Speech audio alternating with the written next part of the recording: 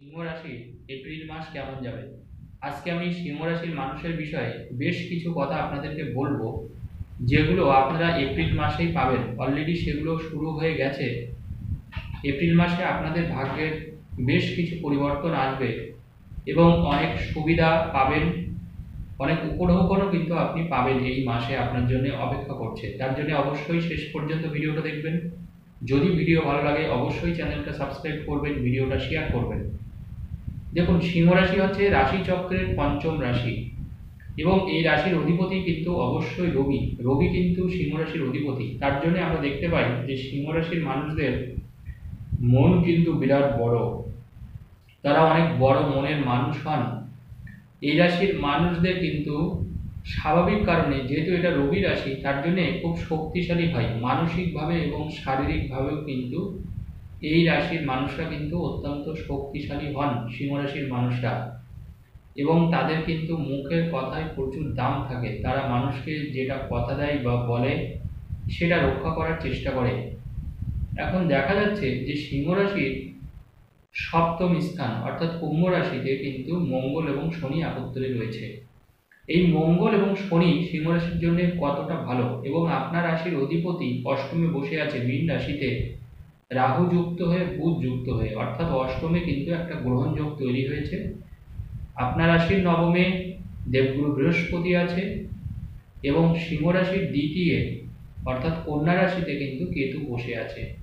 বর্তমানে গ্রহ কিন্তু এইভাবে কিন্তু গোচর অবস্থান করছে। এবার রাশির অষ্টমে, সবসময় মনে রাখবেন, রাশির অষ্টমে যদি নিজের রাশির অধিপতি থাকে এবং সেটা যদি রাহু যুক্ত হয় তাহলে কিন্তু একটু মুশকিল। অষ্টম স্থানটাকে আমরা মারক স্থান ধরি, অষ্টম স্থানটাকে কিন্তু খারাপ জায়গা। আবার এই অষ্টম ঘর থেকে কিন্তু ফাটকা ইনকামও কিন্তু বোঝায়, এটা অনেকে জানেন না। অষ্টম ঘর কিন্তু আমাদের প্রাপ্তির জায়গা। হঠাৎ করে আমাদের কোথাও থেকে কোনো জায়গায় প্রাপ্তির জায়গা, অর্থাৎ এই মাসে বিশেষ করে এপ্রিল মাসের 15 তারিখ পর্যন্ত অলরেডি শুরু হয়ে গেছে। আপনার মার্চ মাসের মানে মিডিল অফ মার্চ মাসের মাঝখানের পর থেকে শুরু হয়ে গেছে যে সিংহ রাশির মানুষরা কিন্তু এই সময় বিভিন্ন ফাটকা ইনকাম পাবেন। অর্থাৎ হঠাৎ করে আপনি কোনো জিনিস পেলেন, হঠাৎ করে কোনো কিছু একটা পেয়ে গেলেন, হঠাৎ করে কোনো পুরস্কার পেলেন, হঠাৎ করে আপনি কাজে প্রমোশন পেয়ে গেলেন, হঠাৎ করে এক্সট্রা আপনাকে কোনো পয়সা দিল কাজের থেকে। অর্থাৎ বেশ কিছু জিনিস আপনি এই মাসে পাবেন যেগুলো হঠাৎ করে, এবং আপনার কিন্তু মানে পজিশনটা বাড়বে, কর্মক্ষেত্রে পজিশনটা বাড়বে। কোনো মানুষের থেকে বেশ কিছু পুরস্কার আপনি পেতে পারেন এই কিন্তু গ্রহণযোগের জন্য। অষ্টমে যেহেতু রাহু বসে আছে, এবার অষ্টমে আবার রবি রাহু। এবার দেখুন, অষ্টমে রবি রাহুর অর্থ হচ্ছে একটা গ্রহণযোগ। রবি রাহু একসাথে থাকার অর্থ হচ্ছে মান সম্মান নিয়ে একটা টানাটানি বাঁধে। এবার অষ্টম ঘর এমন একটা ঘর জানবেন যেখানে হচ্ছে গুহ্য বিদ্যা। যারা এই সময় কোনো মানে অলৌকিকতার কাজের সাথে যুক্ত, বিশেষ করে পূজা অর্চনা ধর্ম নিয়ে কাজ করেন, তাদের কিন্তু এই সময়টা কিন্তু ভালো যাবে সিংহ রাশির ক্ষেত্রে। এই সময় কর্মক্ষেত্রটাকে আপনাকে দেখে নিতে হবে একটু। কর্মক্ষেত্রে মাথাটাকে যদি যদি ঠান্ডা রাখতে পারেন, ফ্যামিলিতে যদি মাথা ঠান্ডা রেখে কাজ করতে পারেন, তবে আপনার জন্য অত্যন্ত ভালো হবে। আপনি অনেক সময় আরও বেশি কাজ করতে পারবেন। এই সময় আপনার সেলস বাড়বে। যারা সেলস ওরিয়েন্টেড কাজ করছেন, ম্যানেজমেন্টে কাজ করছেন, আপনার কর্মক্ষমতা বাড়বে। আপনার মধ্যে অস্বাভাবিক একটা মানে এমন একটা পাওয়ার আসবে যে আপনি বুঝতে পারবেন কোনটা ভালো কোনটা মন্দ, কোন দিকে গেলে আমার ভালো হবে, কোন দিকে গেলে খারাপ। এই পাওয়ারগুলো কিন্তু এবার কিন্তু আপনার চলে আসবে। অর্থাৎ একটা অলৌকিক শক্তি বলতে যে জিনিসটা আমরা বুঝি, আগে থেকে কোনো কিছু আন্দাজ করা, সেই ব্যাপারটা কিন্তু থাকবে সিংহ রাশির মানুষদের। প্রেম ভালোবাসা নিয়ে যারা চেষ্টা করছেন তাদের কিন্তু একটু সতর্ক বা সাবধানে থাকতে হবে স্বামী স্ত্রীর সম্পর্কের মধ্যেও।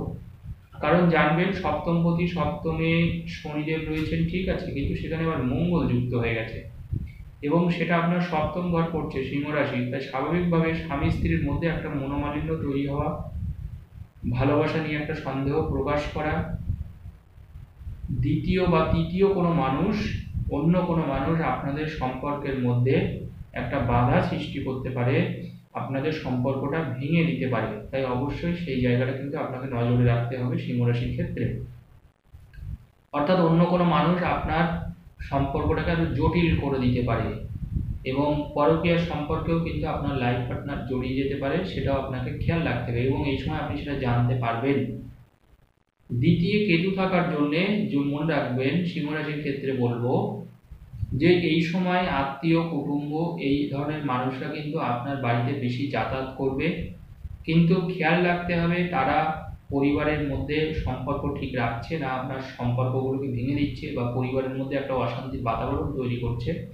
অর্থাৎ কাছের লোককে শত্রু হয়ে যাওয়া, দ্বিতীয় কেতুর অর্থ হচ্ছে কাছের লোক শত্রু হয়ে যাওয়া। অর্থটা কিন্তু আপনার রোজগার হবে, কারণ নবমী যেহেতু বৃহস্পতি রয়েছে, অর্থাৎ অর্থ আপনার যথেষ্ট পরিমাণ ইনকাম হবে, কিন্তু সেই অর্থ কোনো না কোনোভাবে কিন্তু বেরিয়ে যাবে, এটা মনে রাখবেন।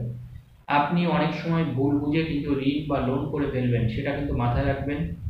মানে ঋণ নেওয়ার পরে হয়তো আপনি দুশ্চিন্তা করছেন বা লোনের হয়তো ক্রাইটেরিয়াগুলো আপনি জানলেন না, কারণ দ্বিতীয় কেতু আপনার সাথে বেশ কিছু ক্ষেত্রে ছলনা হতে পারে, বিশেষ করে অর্থ নিয়ে, মানে কোনো টাকা পয়সার ব্যাপার নিয়ে আপনি না জেনে না বুঝে প্রচুর টাকা ঋণ নিলেন, পরে আপনি বুঝতে পারলেন যে আপনি ফেঁসে গেছেন। আপনি কোনো জিনিস বিক্রি করার সময়ও কিন্তু ঠকতে পারেন, প্রাপ্য যে দামটা হয় সেই দামটা কিন্তু আপনি হয়তো পেলেন না, তাই অবশ্যই সেই জায়গাটা খেয়াল রাখবেন।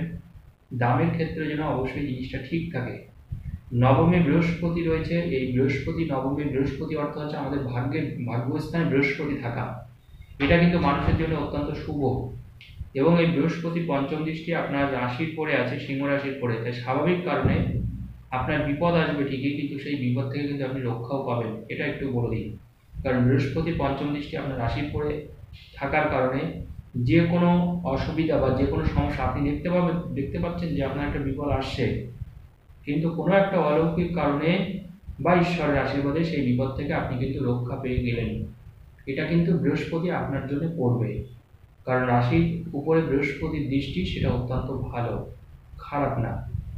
এবং আরেকটা গুরুত্বপূর্ণ জিনিস, সেটা হচ্ছে সিংহ রাশির ক্ষেত্রে এই সময় আপনাদের কোনো জায়গায় ইনভেস্টমেন্ট করলে সেই ইনভেস্টমেন্টের অর্থ কিন্তু বেড়ে যেতে পারে। অর্থাৎ আগের যদি কোনো ইনভেস্টমেন্ট থাকে বা অনেক আগে হয়তো আপনি ইনভেস্টমেন্ট করেছেন, এরকম যদি কোনো ইনভেস্টমেন্ট থাকে সেটা একটু অবশ্যই খেয়াল রাখবেন, কারণ এই সময় সেই ইনভেস্টমেন্টের অর্থ আপনার কিন্তু অনেকটা বাড়তে পারে, বা এই সময় হয়তো সেই টাকা তোলার সময় হয়তো আপনি ভুলে গেছেন 5 বছর আগে কোনো জায়গায় আপনি ইনভেস্টমেন্ট করে রেখেছেন কিন্তু আপনি জানেনই না, কিন্তু এই সময় আপনি একটু খোঁজ নিতে পারেন, কারণ এই সময় কিন্তু মোটা একটা অর্থ পাওয়ার যোগ থাকছে, কারণ রাহু যেহেতু অষ্টমে বসে আছে, অর্থাৎ একটা ফাটকা ইনকামের যোগ থাকছে।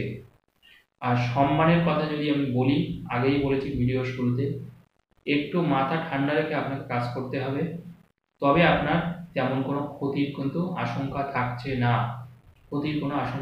তবে মনে রাখবেন খাবার দিকে বাড়তি নজর রাখবেন। বদ হজম বা হজমের কোনো সমস্যা হওয়া, এই জিনিসগুলো কিন্তু আপনি কষ্ট পেতে পারেন, বা হজম না হওয়া বা খাওয়া দাওয়ার প্রতি যতটা সম্ভব একটা মানে ঠিকঠাকভাবে আমি বলতে চাইছি একটা ডায়েট মেনটেন যদি আপনারা করতে পারেন অন্তত এপ্রিল মাসের 20 দিন পর্যন্ত, তাহলে কিন্তু কোনো রকমের শারীরিক কোনো অসুস্থতা থাকবে না, এইটুকু বলতে পারি। ধন্যবাদ, সবাই ভালো থাকুন।